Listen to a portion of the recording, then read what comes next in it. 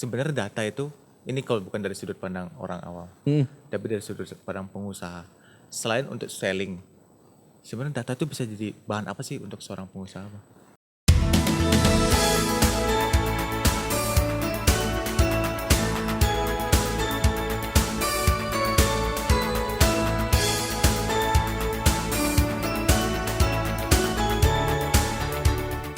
Halo pemirsa Bis Bandung Channel, ketemu lagi dengan saya Alit Suwirya di OCES, obrolan cerdas ekonomi dan sosial. Sobat OCES, hari ini saya kedatangan tamu seorang pengusaha di bidang teknologi, teknopreneur yang namanya banyak disebut bulan lalu sejak ada isu munculnya sosial media baru bernama Elaelo kalau saya nggak salah, namanya Randy Maulana Akbar. Halo Bang Randy, apa kabar? Halo, Bang Alit, baik-baik sehat. Jadi ini nama Bang Randy ini banyak disebut di media online, Iya. tapi kebetulan media online aku nggak disebut ya. Media online.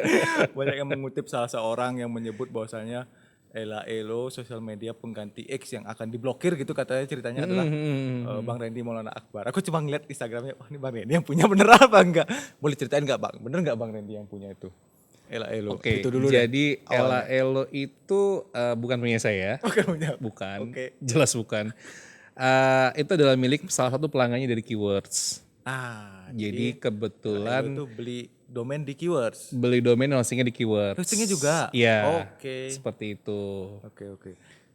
Keywords itu punyanya Bang Randy. Betul, Keywords baru punya saya, Jadi betul. elo-elonya bukan. Bukan. Nah itu. Jadi teman-teman media online yang mungkin nonton ini bisa ditulis bahwasanya bukan Bang Randy yang punya elo ini. Oke ya. Terus siapa yang punya Bang? Yang punyanya itu ada web developer. Oke. Kebetulan dia lokasinya tidak di Pulau Jawa, Tapi orang Indonesia. tapi orang Indonesia gitu. Jadi itu yang terdata di kita seperti itu, dia web developer dan bukan di Pulau Jawa. Sepertinya ini punya customer-nya dia. Seperti bukan itu. punyanya dia juga. Kelihatannya seperti itu, tapi saya juga masih nggak yakin juga ya. Ada gitu. orang order ke developer bikinin saya. Iya, kemungkinan Kurang bisa lebih seperti ya. itu, Oke. gitu. Kemungkinan bisa seperti itu, gitu. Oke. Tapi berarti bukan punya pemerintah, bukan ya? Bukan punya Kominfo, jelas. Itu jelas bukan punya Kominfo Swasta juga. ini ya. Iya, swasta gitu. Wajar seperti aja itu. dong orang bikin apa kan. Iya, jadi makanya kita juga sempat dapat surat dari Kominfo yang menyatakan bahwa emang ini adalah penipuan seperti itu. Penipuan karena membawa nama Kominfo. Oke. Sementara Kominfo tidak pernah membuat situs seperti itu. Oh jadi itu hebohnya gara-gara sebenarnya Kominfo disebut membuat sosmed Ya, sendiri yang gitu bikin ya. hebohnya itu adalah dia membawa logonya Kominfo di situ itu.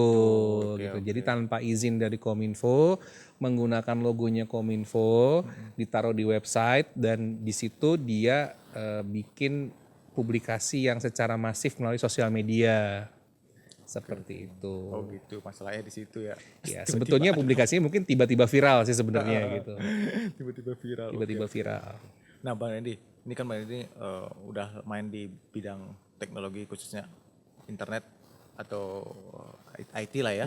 Udah berapa puluh tahun Bang? 20? Tahun ini tahun ke-19. 19. Kalau Mirip secara Bandung resminya Keyword sih tahun ini saya tahun 19. Tapi sebelum-sebelumnya saya pernah punya beberapa bisnis IT yang mungkin gagal gitu ya. Jadi ini yang masih berlanjut sampai sekarang yang tahun ke-19. Sama kayak Bandung TV nih udah 19 tahun. Seumuran tadi ya. Seumuran ya, sangkatan. Nah terus Bang Randy, sekarang kemarin ini ada berita dari minggu lalu kalau aku nggak salah. Ada pusat data nasional di Retas lah ya. Iya. Ada orang masuk ke ini. Sebenarnya menurut Bang Randy, cyber security di Indonesia ini kayak gimana sih Bang? Kondisinya sekarang, apakah emang serapuh itu atau emang ini hackernya jago atau Oke. gimana? Sebetulnya tidak ada 100% sistem yang aman ya. Oh nggak ada Bang? Nggak ada. Sistem 100% aman tuh nggak ada? Nggak ada. Selalu akan ada celahnya di situ. Oke. Nah sekarang bagaimana pinternya atau pandainya orang yang mengelola data itu atau mengelola data dimanapun dia diletakkan itu dengan menjaga keamanan. Seperti contohnya pakai passwordnya bukan password yang mudah ditebak gitu. Ataupun tidak meninggalkan program-program yang sifatnya tidak diupdate. Seperti itu. Misalnya contohnya gini nih, sistem di dalam komputer ataupun server itu sama halnya dengan handphone kita. Oke. Mungkin kalau di handphonenya Bang Alit sering ada pesan, ini ya kalau mau pakai aplikasi harus update dulu nih. Ah, Nah, oke. kadang-kadang masa download ngabisin itu waktu emang. gitu Bener, kan bener. gitu. Sebenarnya itu penting gitu. Penting. Kalau nggak dilakukan nanti bisa menjadi celah buat adanya penyerangan, entah pencurian data, entah ada isu keamanan lainnya seperti mungkin ada kode yang kurang pas. Jadi akhirnya si handphone ataupun program itu nggak bisa dipakai, jadi mendadak mati sendiri. Oke, jadi Itu kejadian juga di dalam sebuah sistem server dan komputer gitu. Oke. Nah, terus Bang, misalnya nih bagi orang awam kayak aku nih. Kan nih data bocor bukan baru kemarin. Betul. Sebelumnya ada data bocor Tokopedia Iya. lah disebut, ada data bocor bank apa Syariah Indonesia, Iya. datanya bocor katanya. Nah, buat orang-orang kayak aku orang awam gini ya, yang nggak gerak di bidang IT misalnya Iya, gitu, iya. aku cuma karyawan apalah misalnya. Aku misalnya kerja di restoran gitu, yang data bocor tuh ngaruh apa sih buat aku? Banyak sebetulnya implikasinya Banyak ya. Kalau misalnya kita ngelihatnya mungkin belum kelihatan kali sekarang ya. Iya. Tapi pernah nggak sih Bang Alit data bocor simple tuh gini, Bang Alit punya nomor handphone saya nggak tahu 1 apa 2 gitu, nomor pribadi atau nomor kerja mungkin ya. Tapi pernah nggak tiba-tiba ada orang yang nawarin sesuatu ke Bang Alit telepon? Nah, pasti. Nah itu salah satu bentuk kebocoran data Kebocoran nih. data. Kita nggak tahu bocornya dari mana, apakah bocor dari sistem yang menjaganya atau kita pernah ngasih ke orang lain Secara sukarela lupa secara juga. sukarela nih. Contohnya misalnya kita daftar ada membership di sebuah pasar swalayan gitu. Kasih nomor HP. Kasih nomor handphone. Nah, tapi ternyata datanya bocor. Atau kalau enggak bocornya itu bukan bocor by system, tapi bocor sama orang yang input data. Nah, Gitu. Atau bocor sama salesnya nih. Misalnya kita pernah apply mungkin kartu kredit atau apa gitu ya. salesnya nyimpan. Salesnya nyimpen dan kemudian salesnya ngasih ngejual lagi data seperti itu. Jadi itu salah satu bentuk kebocoran data yang ada di masyarakat seperti itu sekarang. Tapi kalau Contoh simpelnya ya gitu. ditawarin barang gitu kan hal lumrah lah. Kita bisa beli bisa enggak, tergantung kita komunikasi. Tapi kalau yang bikin kejahatan gitu ada Oh bisa aja gitu. Sebetulnya di Keywords pernah bikin videonya juga, nanti saya coba kasih share ke Bang gitu Alit ada ya ya? gitu. Oke. Jadi kalau misalnya kadang-kadang kita pesan sesuatu di online shop gitu ya, kita lupa untuk ngapus amplop kita. Contohnya di dalam amplop itu ataupun resi itu ada nama kita, nama, alamat, sama nomor telepon gitu. 3 itu aja udah bisa buat modal orang untuk nipu. Contoh paling gampang nipunya adalah kalau sekarang yang di online shop itu paling banyak adalah COD fiktif. Ah iya benar COD Seperti fiktif ya. itu. Nah yang lebih ekstrimnya adalah itu pembobolan kartu kredit. Bisa juga Bang. Bisa. Modal dari foto dan sosial media aja bisa seperti itu gitu. Detailnya gimana saya nggak mau jelasin di sini. Nah, terus Bang, kalau Bang Randy tentu cyber security pasti udah akrab lah ya sama cyber security gitu, maksudnya sistem yang keamanan kayak gimana. Kalau di data bocor yang sekarang jadi kejahatan tuh banyak apa? Banyak banget. Banyak ya? Data kita tuh udah kebuka semua sebetulnya. Nama, NIK, alamat tuh sebenarnya bisa dicari gitu. Udah ketemu gitu. Untuk beberapa orang yang memang memberikan data kepada publik gitu ya. Kalau saya mungkin dicari di Google udah ketahuan nama, nomor telepon, tanggal lahir udah tahu gitu. Apa sih yang bisa saya lakukan untuk memprotek? Ada layer lagi, tambahan apa lagi. itu seperti gimana itu. Bang kita? Wah, itu Memproteknya banyak. data aku udah bocor nih. Oke. Tapi supaya aku nggak jadi korban kejahatan akibat kebocoran data. Banyak sebetulnya, tapi tergantung pihak yang bekerja sama dengan kita mau melindungi secara detail apa enggak. Nah, contohnya gimana? Misal contohnya perbankan. Perbankan verifikasinya cuma nama, tanggal lahir, nomor telepon, nama ibu kandung. Bener Iya segitu kan? doang. Seperti itu aja kan. Paling nanti Terbongkar aku juga. gampang dong bongkar ya kan seperti itu gitu kan. Yang nama ibu kandung ya bisa dicari lah gitu. Apalagi ibunya juga misalnya pejabat atau apa. Iya gitu kan, mudah kan seperti itu. Tapi kan ada layer-layer tambahan lagi yang bisa kita minta. Pertanyaannya adalah gini, pihak tiganya yang kita berikan data itu mau menjaganya apa tidak?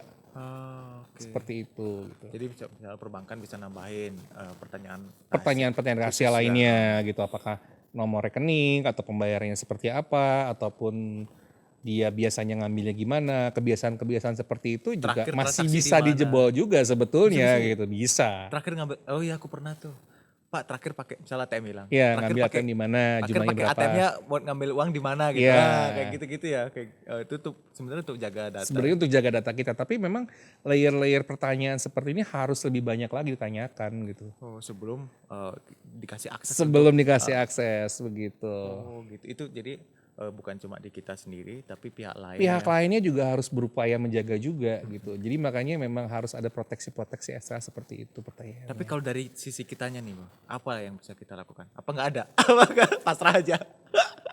Banyak sih sebenarnya kalau data udah jebol ya kayak gitu ya. Ya mungkin kita harus ganti, yang paling utama ganti password sih yang pasti gitu ya. Ganti password. Password udah pasti ganti. Mungkin alamat email mungkin bedain lah ya. Alamat email dan nomor telepon. Kalau saya sih selalu bilang kayak gini, email untuk kerja itu bedain sama email pribadi. Bedain sama email iseng. Email iseng ini apa nih gitu. Bukan Email situs-situs iseng yang ini pakai VPN bukan, gitu. misalnya Oh, contohnya bukan. gini, buat main game.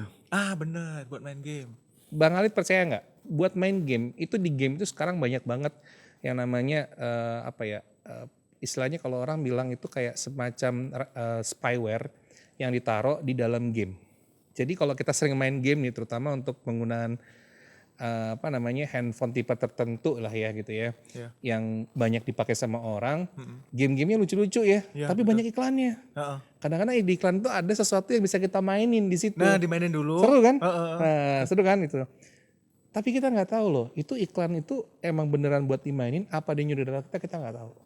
Makanya bedain kalau memang suka main game, handphone yang dipakai sama buat itu ya harus dibedain gitu. Itu bisa gitu. Bisa. Kan gimana kecil paling unicorn gitu kan ada Ya tuh, lucu-lucu kan gitu kadang-kadang kan, ada gitu karena main tembak-tembakan atau apa gitu. Terus abis iklannya dimainin dulu kan. Ya, Baru di close. itu bisa jadi ajang pencurian data di situ. Keren.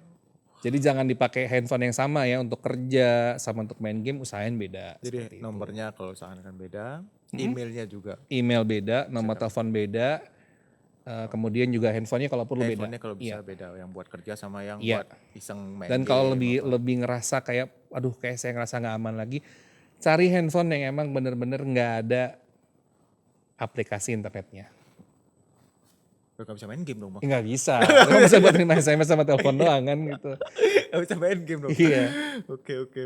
Wih, itu ya kalau mau aman banget. Sampai segitunya ya, sampai segitunya. Tapi ya memang mau nggak mau kita harus ngadepin ya, karena zamannya udah berubah ya. Nggak mungkin kalau kita mau pakai handphone yang cuma bisa buat telepon sama SMS doang sekarang kan gitu. Siapa yang pakai telepon dan pakai SMS sekarang kan mulai jarang kan. Orang nelpon aja pakai aplikasi gitu kan, nggak menggunakan telepon yang bayar pulsa sekarang kan. Orang belinya bukan beli pulsa lagi, belinya kuota seperti itu. Jadi kebocoran data ini memang udah ada, harus kita hadapi. Harus dihadepin, Harus mau nggak dihadapi. mau. Terus yang pertama kita bisa antisipasinya itu ya, bagi spirit Ya, gadget gitu. paling sederhananya seperti itu, dan memang jangan coba-coba untuk buka situs yang berbahaya. Seperti situs-situs yang berbau judi, berbau porno, itu udah pasti. Itu gimana, Bang? Oh, selain judi sama porno, apalagi ciri-ciri situs? Biasanya kayak situs-situs yang nawarin film gratis, Itu bahaya juga. itu juga mulai bahaya di situ. Banyak ditaruh, kadang-kadang kita klik, ada aplikasi yang di-download nih.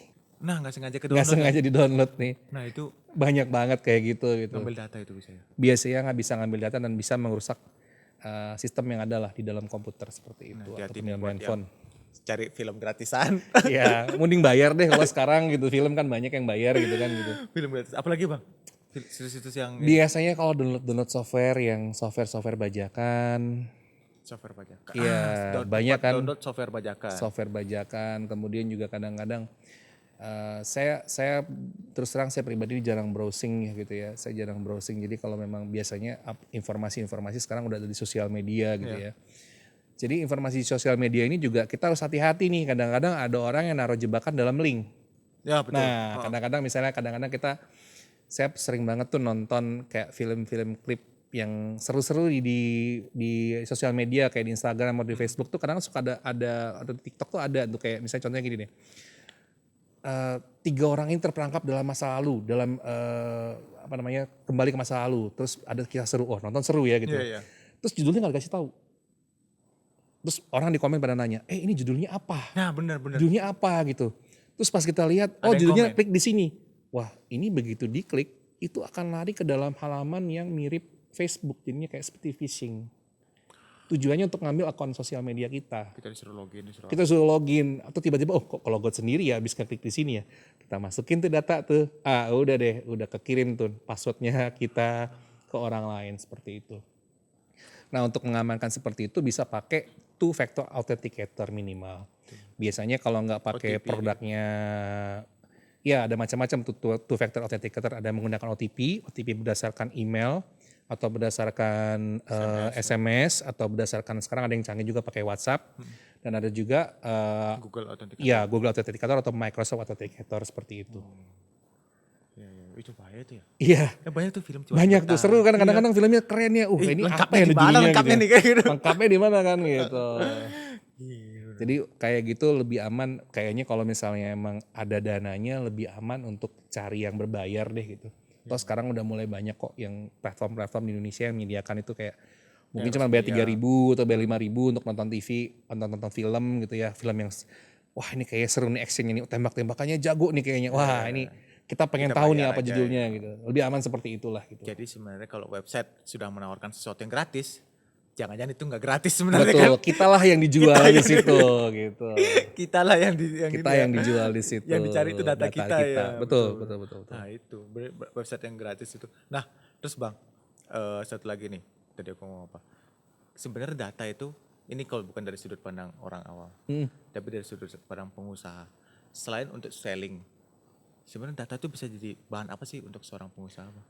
Wah, Selain untuk dijual ya, kan di dark web selain banyak untuk tuh. dijual ya. Di dark web pun banyak tuh katanya Oke. orang jual data. Sebetulnya data apapun yang kita miliki ya, misalnya Bang Alit ngelola restoran lah ya, Iya. gitu. Data itu bisa kita punya dari tidak harus berbentuk digital, tapi bisa juga berbentuk contohnya gini. Kita punya informasi bahwa emang pengunjung itu ramainya datang dari jam 11.30 sampai jam 1.30. Habis itu kosong. Makan siang habis itu kosong. Ya. Baru mulai ada lagi nanti jam 3.30 sampai jam 6. Nanti baru mulai lagi ada tamu lagi jam 6.30 sampai jam 9.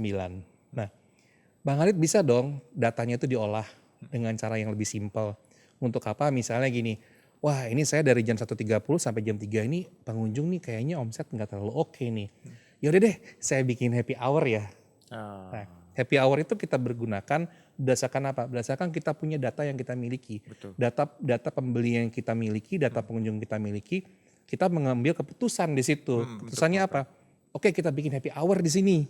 Nah, ketika kita bikin happy hour, oh ternyata ada yang peningkatan buat kita nih gitu, lumayan lah gitu seperti itu. Nah kalau data yang bocor besar banget, terlalu apa, yang luas banget gitu, data nasabah bank misalnya, itu jadi bisnis apa ya bisa Bang?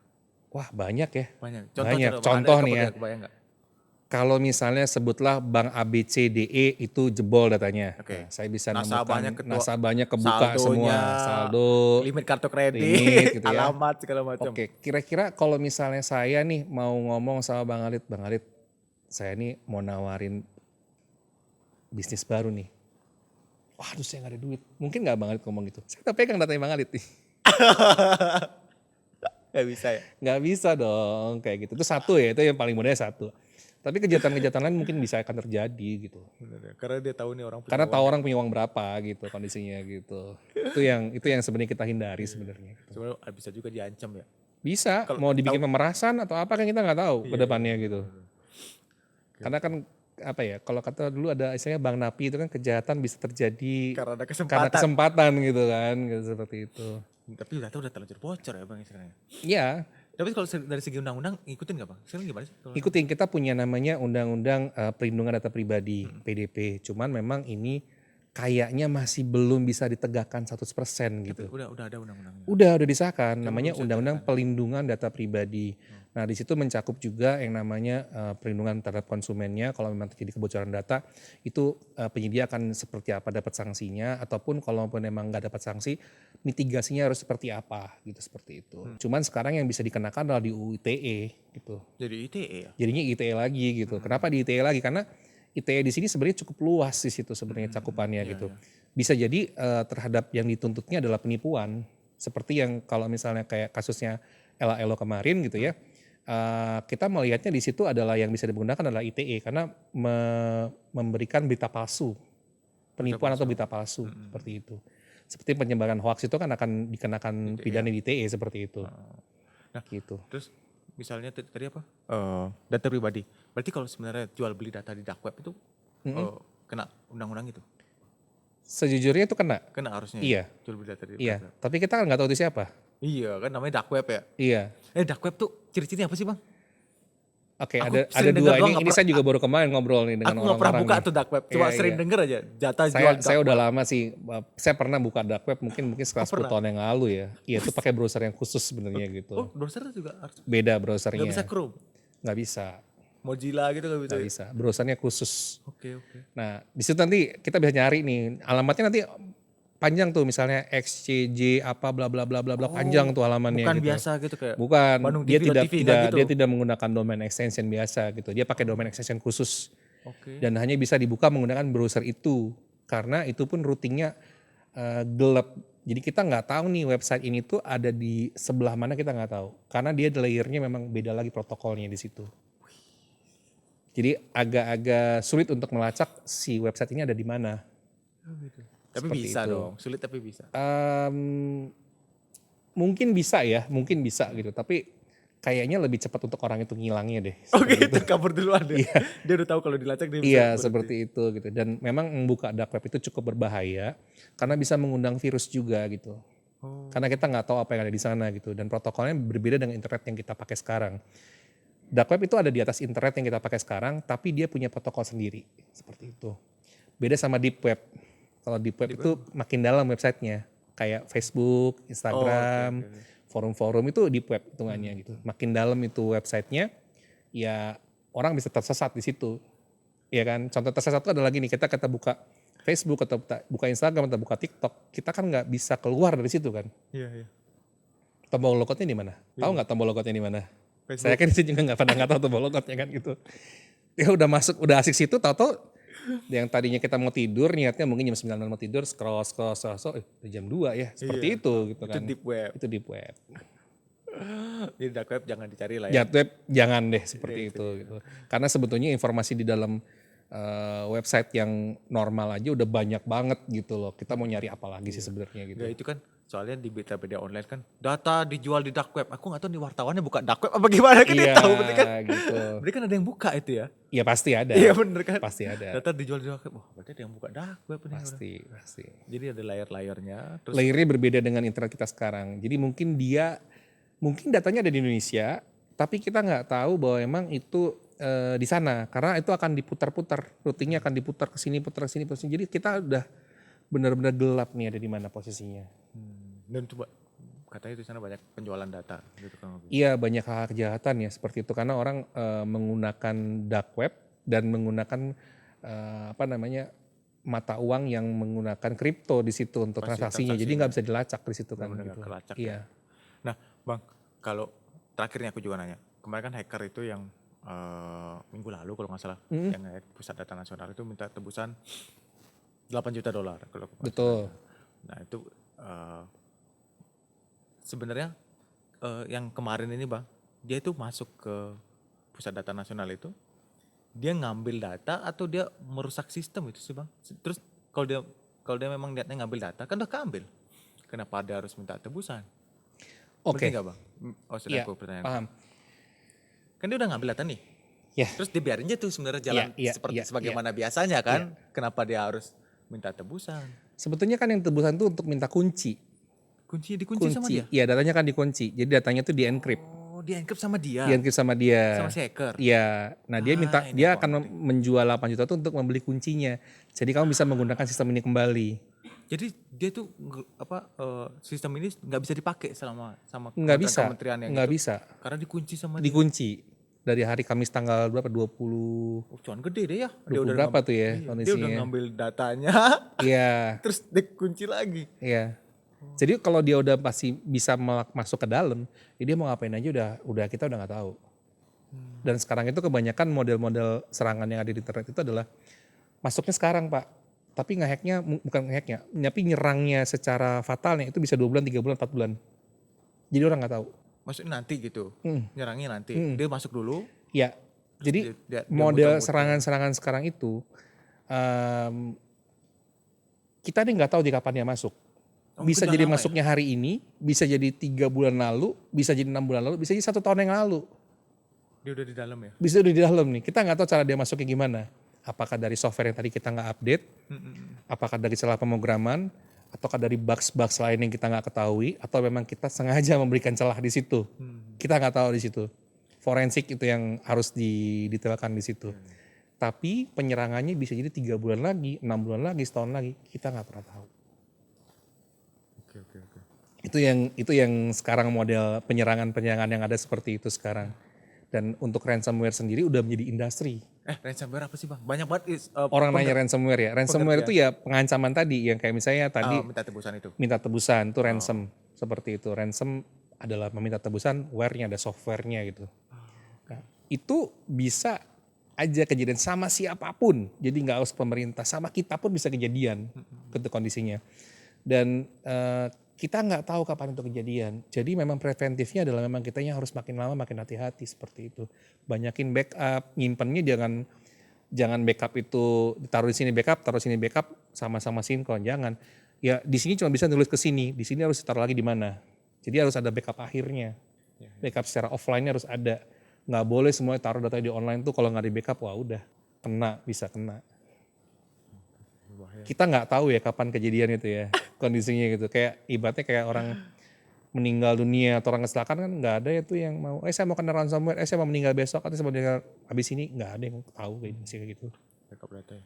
Backup data paling penting. Backup aja gitu. Backup ya nggak ada salahnya. Kita harus backup di sini.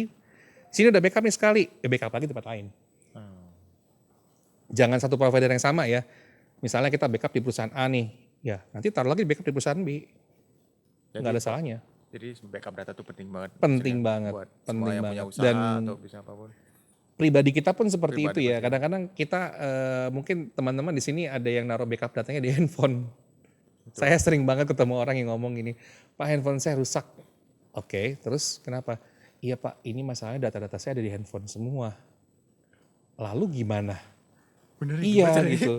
Ya kita kan sekarang pinginnya praktis ya gitu, backup taruh di handphone atau kalau nggak ditaruh di cloud atau apa gitu. Tapi ya sejujurnya kita harus punya backup sendiri nih. Di lain itu tuh kita punya backup sendiri yang kita taruh mungkin ya emang agak males sih sebenarnya nge-backup tuh ya. Ya mungkin mau sebulan sekali kek, apa kek, 2 minggu sekali atau setahun sekali terus ditaruh gitu backupnya. Malesnya itu bener. Iya, karena belum jadi habit di kita untuk backup. Tapi kalau sekarang misalnya bank digital gitu bang ya, yang nggak ada buku tabungannya, Nah, ya kan? ya, Kalau HP-nya rusak, ya nggak bisa diapa-apain dong. Mau balik gimana? Bahkan kita kan nggak tahu kantornya di mana coba. bener. Kantor bank digitalnya di mana? Misalnya kalau kita nggak di kota aja, Iya. misalnya kita di daerah Iya. gitu ya, agak jauh. Kita bikin bank digital itu karena gratis bayar parkir. Betul, Nah, gitu bener kan? nggak? Gitu. Ya kan? Kita nabung di sana, gitu kan? Kita naruhnya Gitu. karena ada bunga khusus Buktinya spesial, khusus, kita taruh 10 ya. juta misalnya. Kantornya di mana tahu nggak? Saya rasa teman-teman ketika daftar ke bank digital juga nggak tahu. Nah makanya kalau mau daftar bank digital, pastiin juga tahu nih kondisinya saldo kita berapa, kantornya di mana, customer service-nya ada apa enggak, gitu. Agak repot itu nanti ujung-ujung itu. Ya soalnya kemarin juga saya baru coba daftar bank digital ya, ada bank digital baru di Indonesia, saya coba daftar gitu. Saya coba belajar. Saya nggak nemu tuh tombol customer service-nya. Buat nelpon, buat call. Buat telepon, buat apa Buat nggak chat, ada. nggak ada juga. Nggak ada. Jadi emang paling penting kalau memilih layanan bank digital atau apa, pastiin ada yang namanya customer service-nya. Dari situ pastiin ada yang namanya kantornya. Jangan sampai customer service-nya ketemunya Robot. robot yang mungkin harus nunggu setengah jam baru ketemu orang gitu loh kondisinya. Yang harus berapa layer baru orang Iya, ya kan banyak itu ya gitu. jauh banget kan gitu. Atau kalau enggak dites dulu deh by email. Oh saya kalau nge-email ke sini berapa hari gitu. Jangan sampai kita nge-email hari ini tiba-tiba inboxnya sana penuh. Nah, Atau kalau enggak kita nge-email urgent nih, ibaratnya seminggu, ya kan kita nggak mau nyari kayak gitu kan gitu. Ya kadang-kadang hidup konvensional lebih ada baiknya lah ada seperti baiknya. itu gitu. KTM tarik duit Iya itu masih lebih oke lah gitu. Ya backup harus tetap ada lah. Kita pakai bank digital, kita juga nggak mau menutup yang namanya kemajuan teknologi gitu. Kita adopsi boleh, kita pakai boleh, tapi tetap kita harus punya backup. Kasih tips sedikit bang, misalnya nyimpen catatan password. Iya. Orang kan di sini punya banyak notes nih pasti. Mungkin di notes saya itu ketahuan nih kayak gampang nih. Di mana nyimpen bang? Yang paling enak. Selain di Google Password Manager. Oke. Password manager itu adalah sesuatu yang mau nggak mau kita nggak bisa hindari pakai sekarang ya. Ya Google Password Manager. Kalau nggak pakai password manager yang ada di browser atau yang ada di dalam handphone gitu ya, kita akan bingung karena kita udah nggak seperti zaman dulu yang akses website itu cuma satu dua email ini doang gitu misalnya banyak dulu. banget gitu loh. Iya, bener. Kita mau ketemu ini udah login lagi, kita udah itu login lagi gitu. Aku login di keyword saja ada 2. Iya. Satu pribadi, satu kantor. Menggunakan alat yang memiliki kemampuan biometrik itu juga akan membantu salah satunya. Itu lebih aman. Itu lebih aman gitu ya. Contoh simpelnya adalah menggunakan handphone ataupun laptop yang ada fitur sidik jari ataupun bisa scan muka, itu masih lebih membantu lah gitu kondisinya. Tapi kalau memang nggak bisa juga ya kita juga harus mencatat semua akses yang kita miliki ya, boleh di dalam aplikasi seperti spreadsheet, kita cek di situ, kita list, kemudian kita cetak atau kita sembunyikan di mana. Kalau kita punya di rumah ada berangkas kecil atau apa, boleh kita taruh di sana seperti itu. Itu juga akan membantu sih. Memang kalau dibilang berangkas segala macam ya, kok kayaknya nggak secure banget ya, old school banget ya gitu kayaknya. Tapi ada baiknya lah gitu. Dan kita juga harus ngasih tahu kepada pasangan kita. Pasangan hidup ya, itu wajib tuh, wajib jangan sampai amit-amit dipanggil duluan nih ke yang maha kuasa, kondisinya itu nggak tahu aset-aset digitalnya di mana, karena sekarang aset-aset kan berubah kan ya dari aset fisik menuju digital seperti itu. Itu kalau nggak dikasih tahu nih, misalnya nih si A nabung emas di perusahaan B gitu ya, kemudian itu dalam bentuknya digital, nah nggak ada buktinya. Nah si A ini nggak ngasih tahu sama istrinya bahwa dia punya tabungan emas, tiba-tiba meninggal dunia. Gimana coba cara ngurusnya? Nggak ada yang ngurus. Nggak ada yang ngurus kan, hilang kan seperti udah, itu. Nah jangan sampai kejadian seperti itu ada. Jadi kalaupun emang mau nabung dimanapun ya pasangan secara yang resmi ya, pasangan resmi ya, bukan yang pacaran ya, tapi maksudnya pasangan yang sudah memiliki surat nikah gitu ya, ataupun pengakuan dari catatan sipil untuk pernikahan itu wajib ngasih tahu seperti itu. Ya, benar. Catatan fisik sebenarnya masih fisik itu masih oke lah masih gitu. ya, Ya kita kan nggak perlu nulisin yang namanya login untuk Google misalnya gitu. Kita mau login untuk Google gitu, oke. Kita bisa nulisnya dalam bentuk gini. Gimana? Misalnya passwordnya adalah ABC235 misalnya gitu. Oke. Bisa aja ngomong ini, toko yang terkenal di dekat Masjid Agung Bandung. Kita bisa kasih kata clue itu, toko yang terkenal dekat Masjid Agung Bandung. Toko langganan kita. Toko langganan kita. Misalnya kita langganan beli kacamata di Jalan ABC gitu kan. Jalan apa nih yang terkenal dengan kacamata? Misalnya itu Jalan ABC gitu. Ya udah Jalan ABC kan. Terus angkanya apa? 235 tadi apa artinya? Oh, misalnya 23 bulan Mei misalnya gitu. Tanggal jadian kita tanggal berapa sih? Nah, itu juga bisa jadi Ada di ini ya. bisa jadi clue lah gitu seperti itu. Jadi kalau kita nggak mau nulis password secara gamblang, bisa juga pakai itu. Tapi yang dipastikan orangnya mengerti gitu. Siapa yang jadi ahli warisnya mengerti itu. Iya, benar.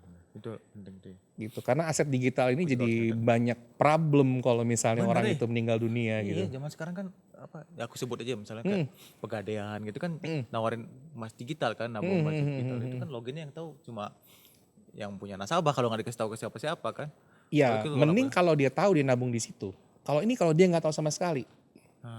Kan kalau kita ada catatan fisik misalnya ada buku tabungan, nemu kok ini ada buku tabungan ya, tabungan apa nih, misalnya tabungan dari bank SZZ gitu kan. Nah kita ketemu tabungan bank SZZ kan kita bisa datang nih, oh saya ahli warisnya dari ibu ini, gini meninggal dunia bisa kita urus. Tapi kalau digital kalau nggak tahu kan, iya bisa jadi bilang bapak handphonenya nemu ya. Nah kan kita kan nggak tahu kan gitu kondisinya gitu. Gitu. Atau kalau nggak passwordnya susah nih nggak bisa dibuka gitu kan, wah saya nggak bisa buka nih, gimana nih kondisinya gitu. Wah mohon maaf bu, kalau misalnya nggak bisa dibuka saya nggak bisa cairin warisannya. Lah bingung kan gitu. Nah udah tuh, pakai lawyer bayar lagi. Ya pasti akan ada biaya pengadilan pasti ada karena sahnya akan ada biaya pengadilan. Tapi kan kadang-kadang mungkin nominalnya nggak sebanding gitu sebanding. Seperti itu. Misalnya cuma 10 gram mas atau 5 gram mas, tapi kan lumayan. Biaya pengadilannya kan biaya hukumnya mahal gitu misalnya gitu, atau biaya ngurusnya mahal gitu. Seperti itu kira-kira. Luar biasa nih Bang Randy. Makasih banget nih udah sharing. Iya, sama-sama. Sobat Oces yang nonton baik itu di YouTube-nya Bis Bandung ataupun di Bandung TV. Kita ketemu lagi di episode Oces selanjutnya. Sampai ketemu lagi.